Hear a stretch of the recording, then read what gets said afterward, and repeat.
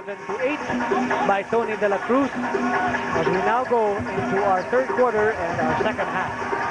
Tony De La Cruz, rebound by Jamil Watkins, no go. Loose ball foul. Looks like it's on Billy Mamaril. Yes. Announcing his presence.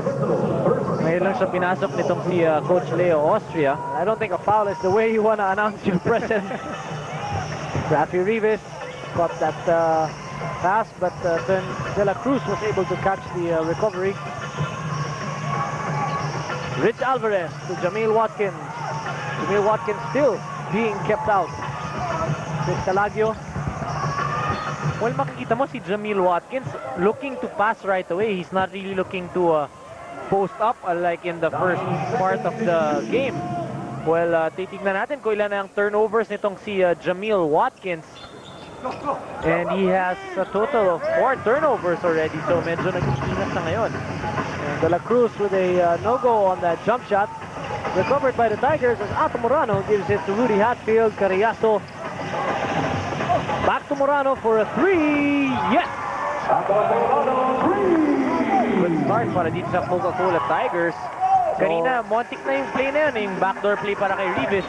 Hindi sila nakatira doon and Ato Morano hitting the 3. But ngayon, they're starting to pressure again. Sabi nga natin, Hans, yung 3 points kasi ni Tony De La Cruz na yun, maganda yung pagpasok ng shell going into the halftime break. Pero kung ikaw naman yung Coca-Cola, you wanna start out strong para mabawi mo kagad yung momentum.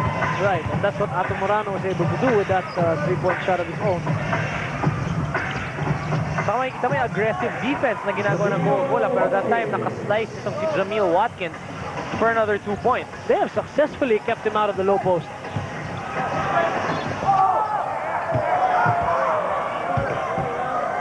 Ball will stay with the Tigers.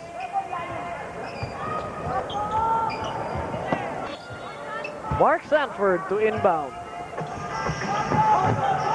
Hatfield. Cariaso to Sanford. Sanford with his trademark easy jump shot, but this time doesn't get it to drop. Calagio with the rebound, takes it down court to De La Cruz. And another turnover. Fumble! To borrow a term from the American football. Fumble!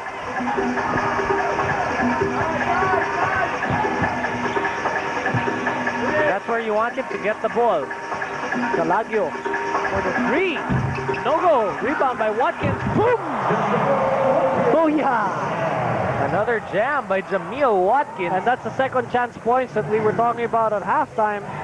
Yan yung nag-aano sa kanila, keeping them in this game. And Jamil Watkins, even though he has 3 personal fouls, hindi pa rin siya nawawalan ng aggressiveness. Rudy Hatfield, air ball. Asking the referee if there was a foul. It looked like contact there as he released. Not going to be given that call, however. Calagio takes it past the half court. Chris Calagio, who averages 13.6 points a game, hindi pa nakakascore sa ating laro. Watkins still takes it wrong. Pero hindi nag-iiba yung facial expression. You know what? I've got a nickname for this guy, and I don't know if it will stick, but because he has no expression whether he's winning or losing, I'm going to call him Dr. Spock. Dr. Spock never has an expression. It's part of being Vulcan. So that's what I'm going to call Jamil Spock Watkins. De La Cruz with his trademark, and this one he bangs in. Good run by the... And you gotta make sure na babox out mo tong si Jamil Watkins on the offensive board. Rob Wainwright, stop and pop. Gets it to go. So maganda yung timeout na yun ni Coach Trot Reyes. Nakakuha sila ng 2 points. Brings up the lead back to 5. Not so comfortable lead anymore. It's a big difference from 13. Just a note, Kalani Ferreira, as you obviously have guessed, is not playing today and still sidelined by that groin injury. Top shot para kay Billy Mamaril. Not really one of the shots that you see him taking. Well, it's not a textbook shot that any coach would tell his players to take. Hatfield. Guess De La Cruz passes off to Wainwright. Wainwright. Stop and pop. Almost the same shot na ginawa nito si Rob Wainwright. This time hindi pumasak pero na-foul siya. So 2 free throws.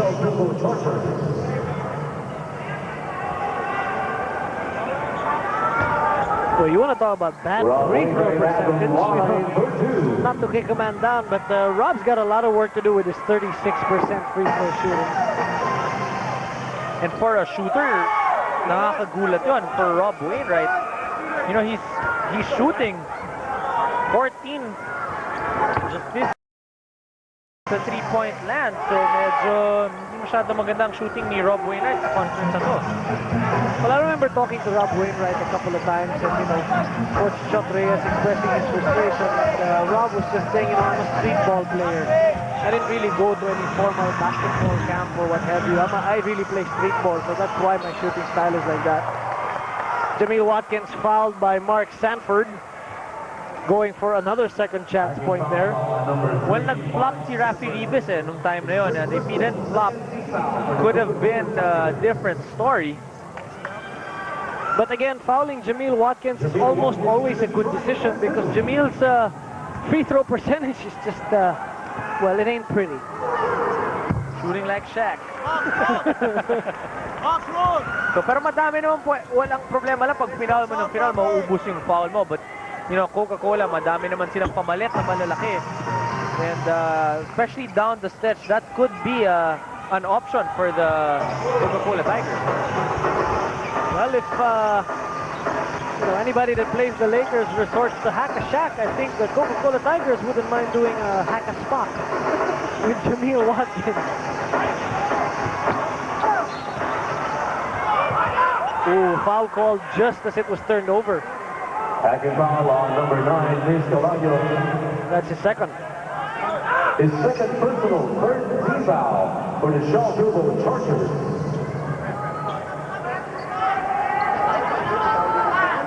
That foul will send Atom Morano to the line. Atom Morano has a line for 2.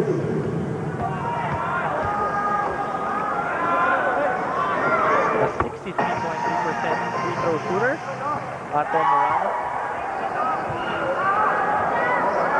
It's very easy for us to focus on the numbers that we see when we're given all these stats, and true enough, these are normally their percentages, but sometimes you get a player that hits all his free throws in a game, and sometimes you shouldn't really just base it on all that. However, when it comes to crunch time, at hindi natin alam kung sino yung foul natin, halimbawa, deadlock yung game, it almost always helps, these averages. Naturally, pag halimbawa, if this game were to go into crunch time, fouling Jameel Watkins would almost be automatic.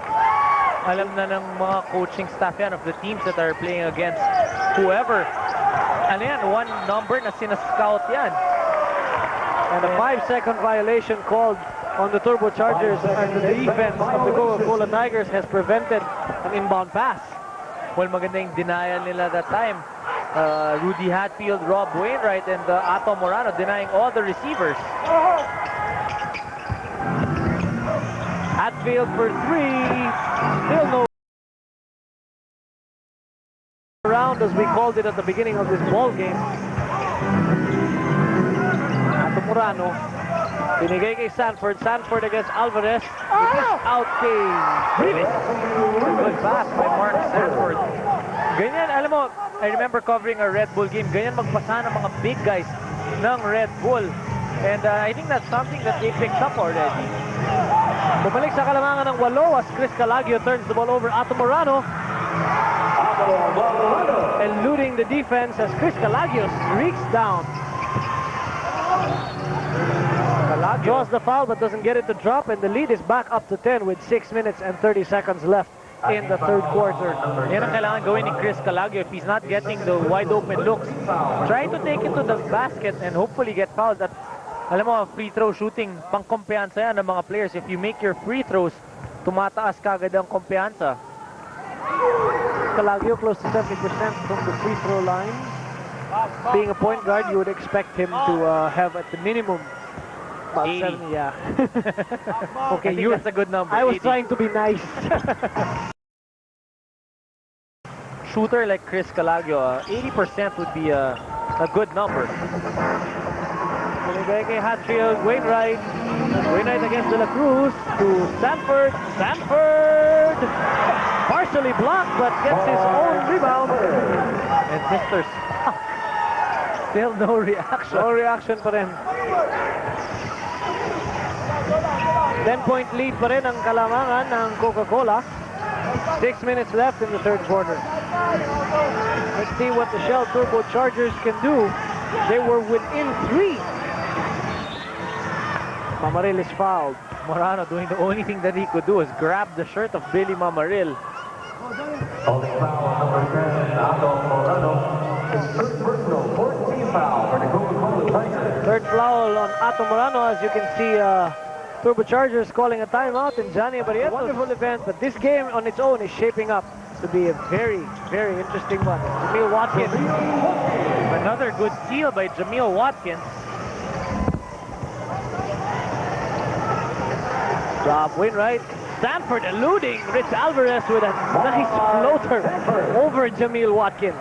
Mukhang natutunan talaga ni Mark Sanford dyan when he was back in the States. That's an Allen Iverson shot in front of a Shaquille O'Neal.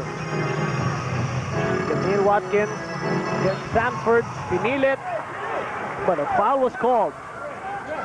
As you see, Rafi Rivas and Mark Sanford arguing as to kanino dapat ang bantay na yun. His second personal 15th foul for the Coca-Cola Tigers. Second foul only on Mark Sanford. And again, it's hack-a-spock and send Jameel Watkins to the line because, well, let's face it. Dominic, you're better at being mean.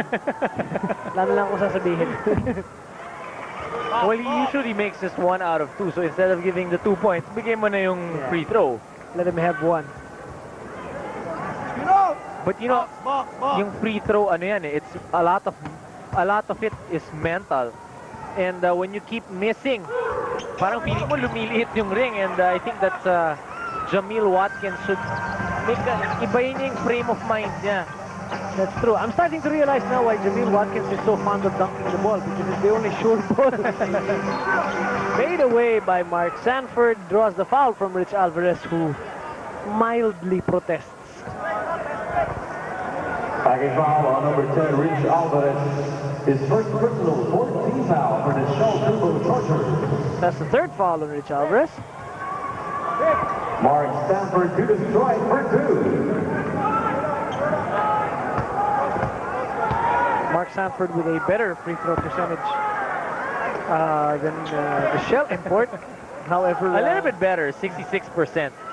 But you kind of jinxed him there, Hans. Let's not be too cocky. Mark Sanford going for his second. He's got 23 points in the ball game so far. For those of you mga kaibigan na kapapanood lamang, Mark Sanford hyperextended his right knee in the second quarter, but came back in the ball game. No, first quarter rather, but came back in the ball game. And defensive woes. That's another turnover by the Turbochargers. At yan ang nagagawa ng pressure defense, Hans. You know, you force turnovers and you get an easy layup. And looks like the Turbochargers are having a little bit of difficulty bringing up the ball. Tony De La Cruz caught in traffic. Renzi Bahar trying to get his teammates to open up a little bit. Rich Alvarez with a jumper, gets it to go. He makes sure this time. Nung first quarter na pinasahan siya ni Jameel Watkins, mintis ngayon, sinigurado niya hindi mapapahiya. Mark Sanford. If I were to look up the definition of a jump shot, a swish in Webster's dictionary, it would fall under Mark Sanford. Rich Alvarez. Jameel Watkins again double teamed by Traveling. Violation. Well, naghahanap siya ng papasahan itong si Jameel Watkins, and when he couldn't find anybody, inangat niya yung pivot foot niya, and you know, he didn't contest the call. He knew that it was a traveling violation. Well, due to the back-to-back turnovers of the Shell Turbochargers, umangat na ulit ng 13 ang kalamangan. As now it's Billy Mamaril who fouls Mark Sanford from the same spot that Rich Alvarez fouled him about 1 minute Taking ago. foul on number 2. Nag-switch lang sila ng depensa and Billy Mamaril, same outcome, foul on Mark Sanford. Well, kung ikaw naman si Mamaril or si Rich Alvarez, you just really want to make that tough shot for Mark Sanford. And you try to challenge the shot, but that time tinamaan nila yung shooting hands itong si Mark Sanford. Chris Jackson for Billy Mamaril. Chris Jackson coming in for Billy Mamaril. And here we go again. Coach Austria favoring a slightly smaller lineup. But they'll make up for it, I guess, in court presence. Mark Sanford making both of his free throws on that trip to the line. Ito na naman ang full court press ng Coca-Cola Tigers. Guarded closely by Rudy Hatfield and Abarientos, and it results in a steal. Abarientos with a jump shot from the free throw line, and that gets it to go. At lumaki na ang kalamangan ng Coca-Cola. Compared to 1 para dito kay Jamil Watkins. Well, yung mga assist naman kasi ni Mark Sanford is also born out of the fact that he's not playing as aggressively as he normally would like to. Simply because he hyperextended his right knee and he can't really play aggressive ball, so he will just draw the defender and pass off at the last minute. Rudy Hatfield fouling Jamil Watkins. Only foul on number 4, Ralphie Rivas. Third foul on That's his third personal. Rafi Rivas. Hindi pala kay Hatfield. But because they're in the penalty, Jamil Watkins takes a trip to the free throw line. Well, interesting ang shooting percentage for the game nitong si Jamil Watkins.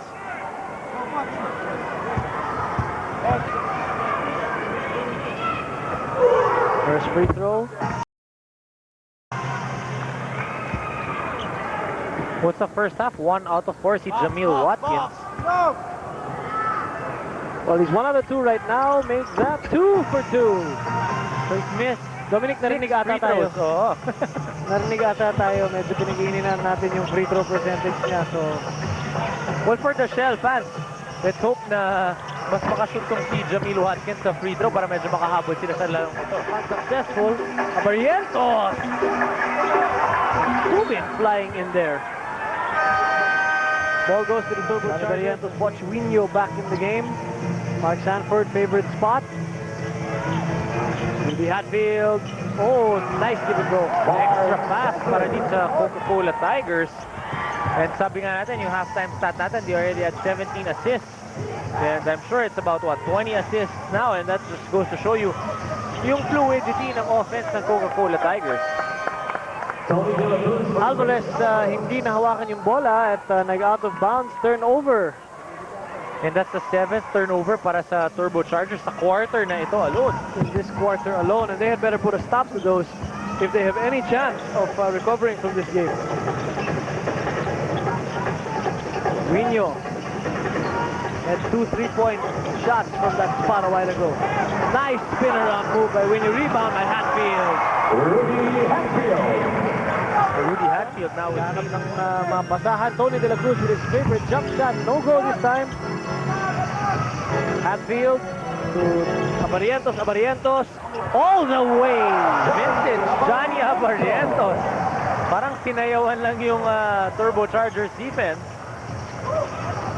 And the biggest lead so far with 21 points, 84 to 63.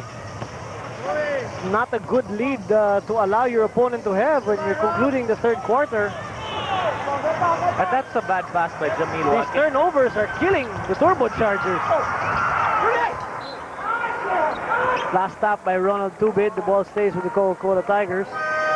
Hindi wide open nung time na yun. And si Tony De La Cruz can intercept yung pasa ni Jamil Watkins. And pag naghahabol ka, you can't afford to keep turning the ball over.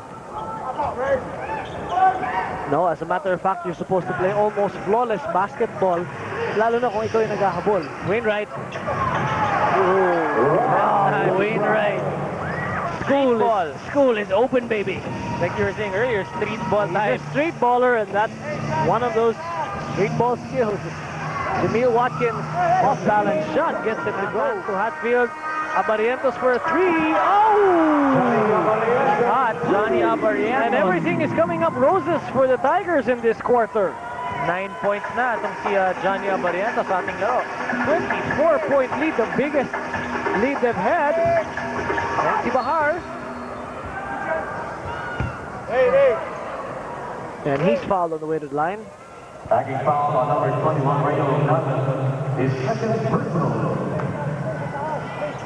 Hugnatan called for that foul. Second personal para kay Reynel Hugnatan.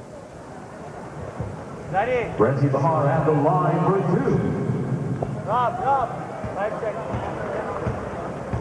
And Renzi Bahar, well, also interesting free throw percentage shooter.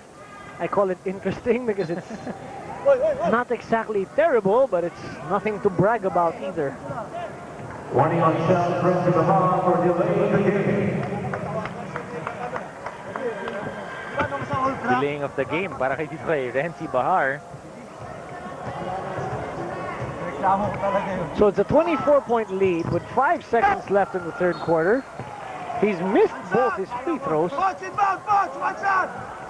I wonder what is going through Leo Austria's mind right now as he goes into the home stretch of this ball game.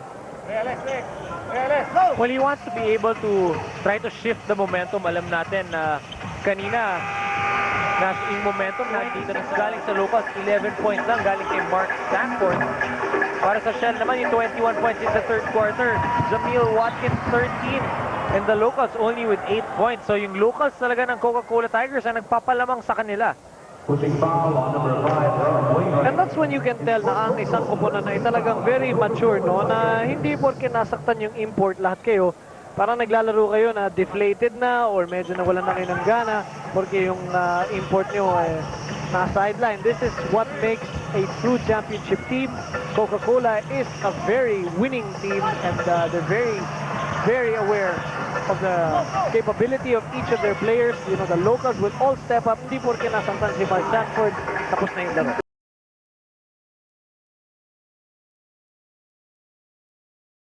Maganda pa rin ang record na pinakita ng Coca-Cola Tigers. Stanford, Abarientos off to Guiño.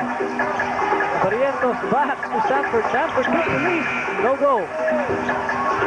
Ball stays with the Coca-Cola Tigers thanks to Reynel Hugnatan, and there's Stanford. He opted not to drive. There's Wainwright with another one of his stop and pop and hang street ball moves. Now that you mentioned yung street Rob Wainwright, and it explains a lot of his shots na ginagawa niya dito sa larong ito. Tony De La Cruz with that long two for his 19th point. 24 pa rin ang kalamangan ng Coca-Cola. Tingnan natin kung may nasabi si Coach Leo Austria sa kanyang mga alaga at anong magagawa nila to shrink this lead. Ronald Tubid to Chris Jackson. Chris Jackson to Tony De La Cruz. Gets him to go and Rob Wainwright. So pampagising para dito sa Shell Turbo Chargers. Kalamangan. Rob Wainwright. Kailangan Exchanging dumipenta some sila. words. Yes. Rob Wainwright with the rebound. Barrientos. Wainwright left open. Thinks about it. Takes it. No go. Off the foot. Rob Wainwright exchanging some very harsh words there with Ronald Tubid. On that last play of the Turbochargers, he went down hard and he knew, he felt that Ronald Tubid was the one that pushed him down, and Renzi Bahar was actually trying to tell Rob Wainwright to let it go. Concentrate na lang sa laro. Hard foul there on De La Cruz.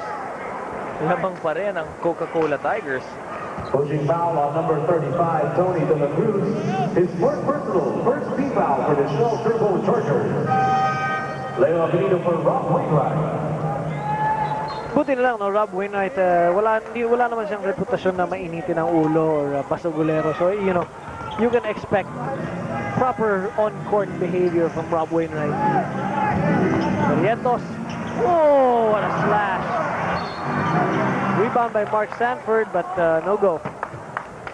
Fourth personal para kay Jamil Watkins.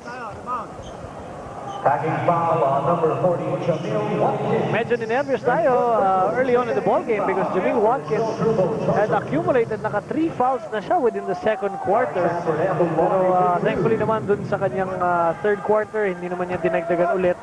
And that's only his fourth. Earlier on, nakita natin si Coach Leo Austria trying to think of some answers to be able to bring down this lead and what to tell his boys.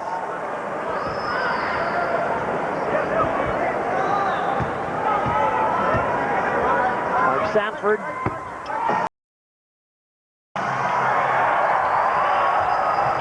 As we see some, well, hindi naman nakikita ng ating mga television audience some very interesting crowd people in interesting attire. I have to be very boring with my words because if I get any more colorful, I just want to be politically correct. So again, another reason para manood ang ating mga manonood live dito sa Araneta Coliseum. Yes. Be part of everything, all the side shows, all the timeouts, parlor games, everything, the beautiful faces, and the interesting characters. It's not just a show, it's an adventure. 24-point lead enjoyed by the Coca-Cola Tigers. 9 minutes left in this game. Nag-zone Pass deflected by Ronald Tubit. Shell Turbo Chargers hand. So medyo nag-iiba sila ng depensa para subukan na give a different look para dito sa Coca-Cola Tigers and hopefully they'll force them into turnovers. Well, paano naman, no, Dominic, pag medyo 24 points na ang lamang ng kalaban mo, you'll try anything at this point. Mark Sanford with a 3. He gets that to go. Nothing but net para kay Sanford. 35 points now for the Coca-Cola import. Jamil Watkins way out of his area. Ronald Tubid with a 3 gets that to go. Pangbawi para kay Ronald Tubid. Yes, although normally, no, masayang-masaya si Ronald Tubid when he makes a shot, but he knows that marami pa silang bigas na kailangan kainin before they can start rejoicing. And si Bahar off to Tubid. Tubid in 3-point land again, takes another one. Doesn't get that to go. Watkins with the rebound. That's a foul on Reynal Hugnatan. Kamay yung pinambox out ni Hugnatan dito kay Jamil Watkins. That's a good foul. Would have been an easy 2 para kay Jamil Watkins. But now, what's going on? Sideline inbound lang. That's right. Wala pa naman sa penalty ang Coca-Cola Tigers. Inbound by Tony De La Cruz. Then si Bahar takes 1-3 for himself and no go. Outbounded by Pochuino. Hugnatan with the ball. Takes it off to Avenido.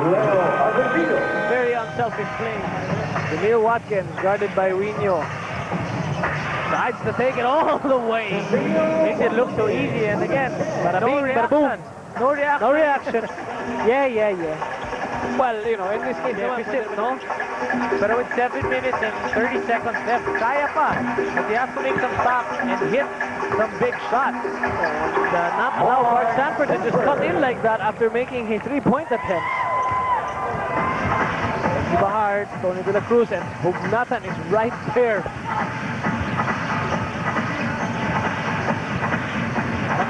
Tony De La Cruz, Hugnatan. Rebound by Mark Sanford. Barrientos. No go. Fouled by probably Renzi Bahar. Maalat talaga yung shooting nitong Turbo Chargers from the outside. That's what led into the fast break para dito kay Johnny Abarientos. So that foul sends Johnny A to the line. Johnny Abarientos has the line for 2. Now here's a guy with somebody with a free throw percentage that I can actually be proud to announce on the TV. 85% from the free throw line is Johnny Abarientos.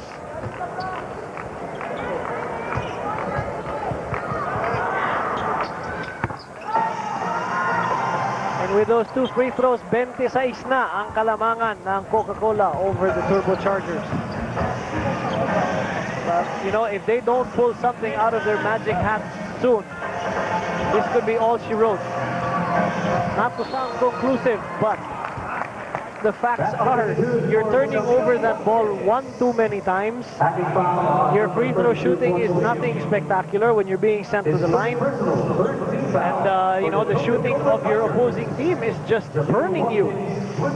However, in that last play, Jameel Watkins taking it strong, manages to get it to fall and makes the free throw for the three-point conversion. 31st point of the game para dito kay Jameel Watkins. Kailangan talaga Hans makastop sila. You know, it has to start on defense. They can't just keep trading baskets with the Coca-Cola Tigers. Mauubusan sila ng oras. Not when you're down by 24 to 26. Pochuino. Look at the hustle. Ito si Reynal Hugnatan. Yes. Tatlo na yung kalaban niyang black shirt doon. Pero muntik pa niya makuha yung bola. And that's not the kind of thing you want to see where tatlo kayong magre-rebound pero yung kalaban nyo yung nakakuha ng bola. Tingnan natin nga yung shooting nitong Coca-Cola Tigers. 41 points from the perimeter. Sabi natin maalat ang shooting ng Shell. Only 21 points. And Jameel Watkins, on the rare occasion that he finds himself unharassed at medyo libre underneath that basket. And it's been all Jameel Watkins. Kailangan niya ng katulong. He needs a Chris Calagio, he needs a Ronald Tubid and a Tony De La Cruz to hit those outside shots. Orientos to Wino. Rebounded by Watkins. Renzi Bahar out ahead. And he opts for a safe layup and is allowed by the Coca-Cola defense. 21 points, 5 minutes, 41 left. Kaya pa, you know, gotta make some stops. Yun ang sinasabi ni Renzi Bahar. Come on, guys, you know, a little bit more intensity on defense. Renzi Bahar with a steal. And let's see what the Turbochargers can do with this opportunity. Rayback almost losing that ball. Tony De La Cruz from his spot gets it to go. And now the lead is down. Rebound by Hatfield. That's 2 offensive rebounds by Rudy Hatfield in that possession. At hindi pwede mangyari yun para sa Turbochargers. Kailangan mo humabol. Coming off that timeout, you're right. They score immediately as Jameel Watkins answers back. 35 points para kay Jameel Watkins. Pero Mark Sanford. Oh! Mark Sanford. Nice move by Mark Sanford. inilag niya talaga dun sa... That was almost like what Pochuino did in the first half. Oh! Blocked! Monster block on somebody who normally does the blocking himself. And again, another offensive rebound para dito sa Coca-Cola Tigers. There's Sanford's favorite On their side. cue there. Lagio. Nice slash attempt, but no go. Ball ends up with Rob Wainwright.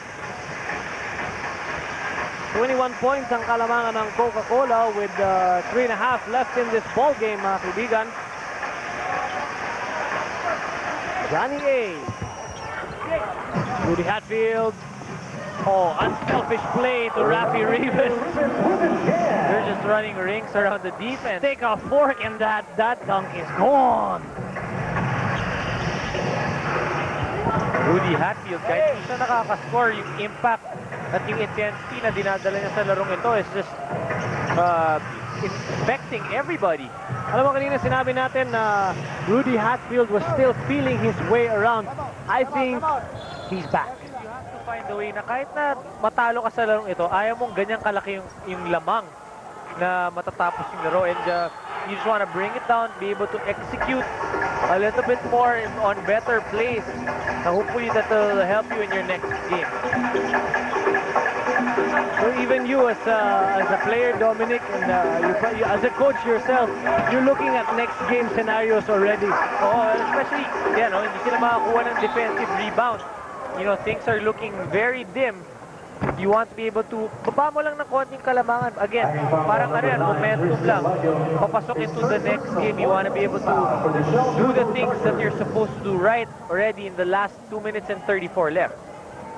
Rudy Hatfield, this stat, 10 points, 11 rebounds, and 9 assists. So, 1 assist shy of a triple-double. Maybe we should tell him that. You want to take off your headset and just yell it out? Hey, Rudy! One more assist, Rudy. One more assist. Well, I'm sure the Coca-Cola staff knows that, and they will tell him that he's 1 assist shy. Hugnatan. The second. So now ang Kalamangan back up to 25.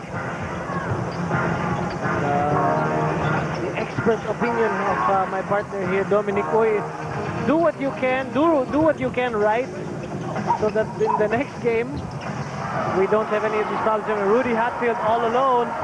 Booyah! Rudy Hatfield. Little bit of lift na nawala dito kay Rudy Hatfield.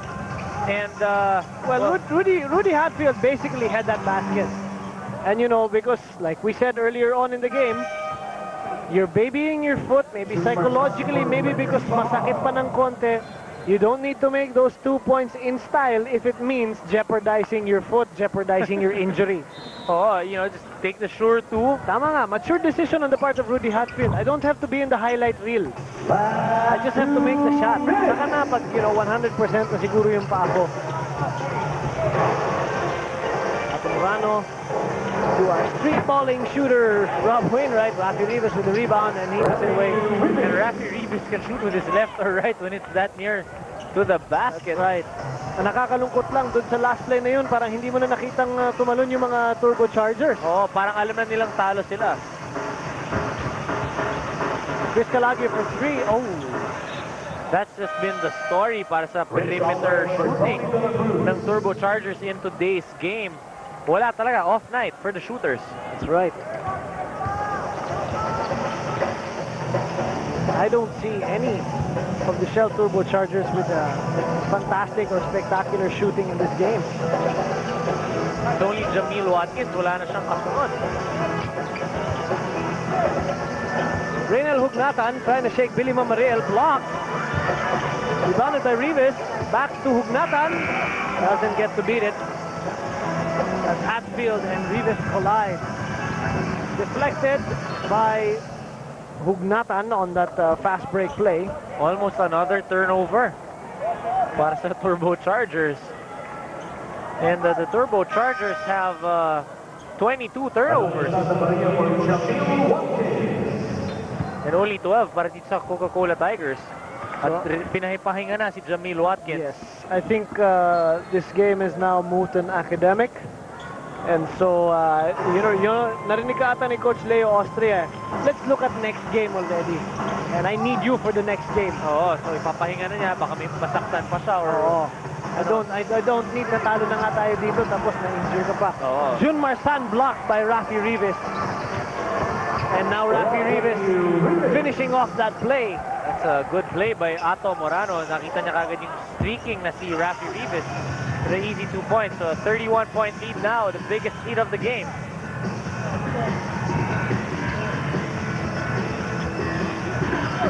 Oh, nice spin move by Calagio. Unfortunately, he lost the ball as Alvarez recovers it and finished that one off.